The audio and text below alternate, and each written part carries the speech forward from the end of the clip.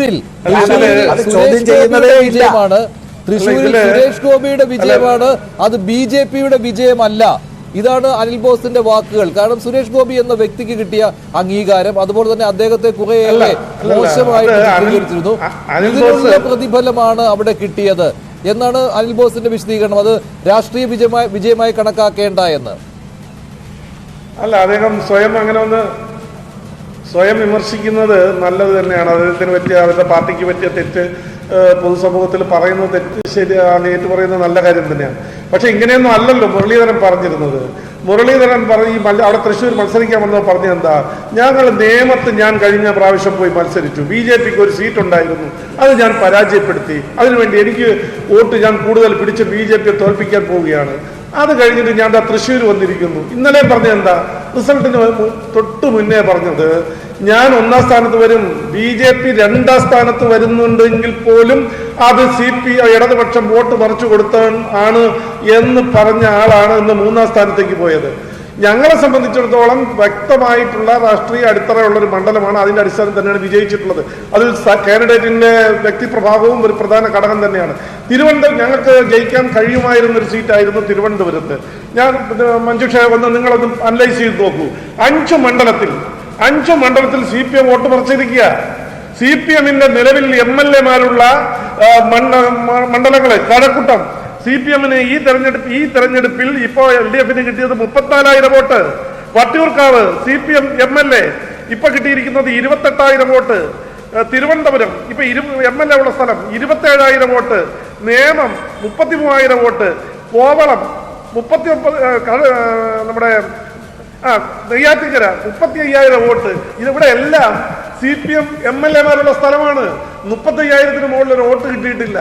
പൂർണ്ണമായും BJP പരാജയപ്പെടുത്തണമെന്ന് വിചാരിച്ചുകൊണ്ട് നിർത്തിയ സ്ഥാനാർത്ഥിയെ തന്നെ CPI-യുടെ സ്ഥാനാർത്ഥിയെ ഒറ്റുകൊടുത്തുകൊണ്ട് വോട്ട് മറിച്ച് നേടിയ വിജയമാണ്.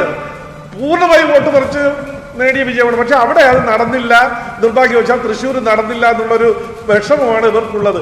അല്ലാതെ ഈ ജനങ്ങളുടെ ഇവരുടെ മാനിഫെസ്റ്റോ ജനങ്ങൾ അങ്ങ് വിശ്വസിച്ച് അങ്ങ് വോട്ട് ചെയ്യുന്നതാണ് എന്നുള്ളതൊന്നും ധരിക്കണ്ട.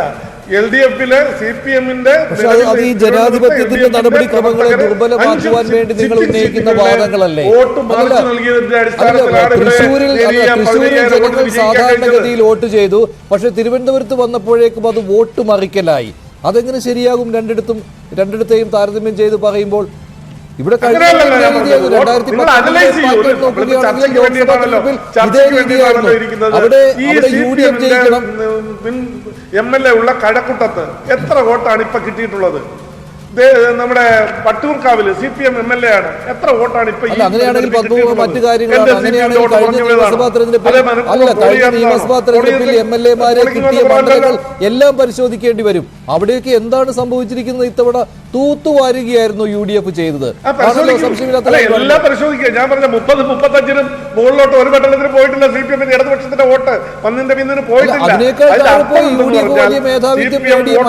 BJP-യെ തോൽപ്പിക്കാൻ വേണ്ടിയിട്ട് അവിടെ ആ ഒരു ധാരണ ഉണ്ടായെങ്കിലും വോട്ട് അല്ലെങ്കിൽ ഇടതുപക്ഷത്തിന്റെ വോട്ട് കോൺഗ്രസിന് കിട്ടിയില്ല. അത്രേ ഉള്ളൂ. കാസർഗോഡ് ഇടത് കോട്ടയാണ്. അവിടെ 93,000 വോട്ടുകൾക്കാണ് UDF ജയിച്ചത്. അവിടെ അന്തർധാര കൊണ്ടാണോ? ജനങ്ങൾ വോട്ട് ചെയ്തു ഉണ്ണിത്താൻ അനുകൂലമായിട്ട്, അതുകൊണ്ട് വന്നതാണല്ലോ. അപ്പോൾ ഒരു മണ്ഡലത്തിൽ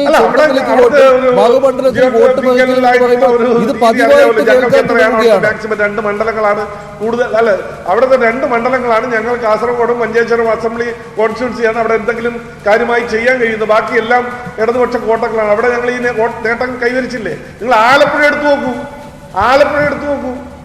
ഇടതുപക്ഷത്തിന്റെ കോട്ടകളിലെല്ലാം ഞങ്ങൾക്ക് നേട്ടം ഉണ്ടാക്കിയെടുക്കാൻ കഴിഞ്ഞില്ലേ? വലിയ രീതിയിൽ മുന്നേറ്റം ഉണ്ടാക്കാൻ കഴിഞ്ഞില്ലേ? അപ്പൊ BJP-യോട് ആളുകൾക്ക് എതിർപ്പാണ്, MD-യോട് എതിർപ്പാണ്, മോഡിയോട് എതിർപ്പാണെങ്കിൽ ആ നിലയിലേക്ക് വരുമോ? കേരളത്തിൽ സാഹചര്യം കണ്ടുകെട്ടോ.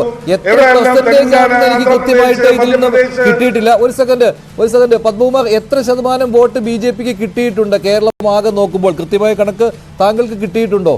അവസാനം ഇലക്ഷൻ കമ്മീഷന്റെ കണക്ക് വെച്ചാണെങ്കിൽ അത് കൂട്ടിയെടുക്കേണ്ടി വരും. ശതമാന കണക്ക് ഞാനിപ്പോ ഈ കൗണ്ടിംഗ് സ്റ്റേഷനിൽ നിന്ന് നേരെ ഇങ്ങോട്ട് ശരിയാണ്.